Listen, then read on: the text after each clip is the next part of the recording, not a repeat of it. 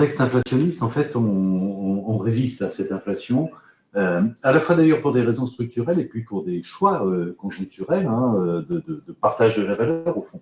Les raisons structurelles, je parlais tout à l'heure de notre modèle de relation, à la fois de cette culture et de ce modèle d'entreprise centré sur la satisfaction de nos sociétaires. Évidemment, on le retrouve dans les chiffres. On a un NPS qui est de plus de 20 points supérieur à celui de nos concurrents. On a surtout un turnover de nos clients qui est 2, 3, 4 fois inférieur à celui de nos concurrents également. Ça veut dire quoi? Ça veut dire qu'on génère énormément d'économies sur l'acquisition de nouveaux clients. Et donc, structurellement, on a un modèle économique qui est particulièrement pertinent et qui nous permet, avec une très haute qualité de service, d'avoir des prix tout à fait attractifs. Et puis, il y a des choix. Il y a des choix que l'on opère, des choix de partage de la valeur. La Maïf n'a pas d'actionnaire. Nous n'avons pas de dividendes à verser, nous n'avons pas de compte à rendre à des actionnaires, et donc nous sommes totalement libres de ce partage de la valeur. Quelques illustrations. Pendant la crise du Covid, pendant le premier confinement, aucune voiture, par hypothèse, ne circule. Nous avons remboursé, parce que nous n'étions pas légitimes à les conserver, nous avons remboursé les primes d'assurance automobile à nos sociétaires pendant la période correspondant à ce confinement.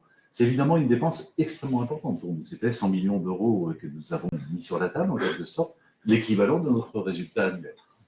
Une société classique n'aurait évidemment pas pu le faire. C'est un choix que nous avons opéré. Pendant 3 ans, jusqu'à fin 2022, nous avons bloqué nos tarifs, notamment d'assurance automobile et pas seulement. C'est-à-dire que nous n'avons fait aucune augmentation. Et pour 2023, avec l'inflation que vous connaissez, nous ne les avons augmentés que de 2%.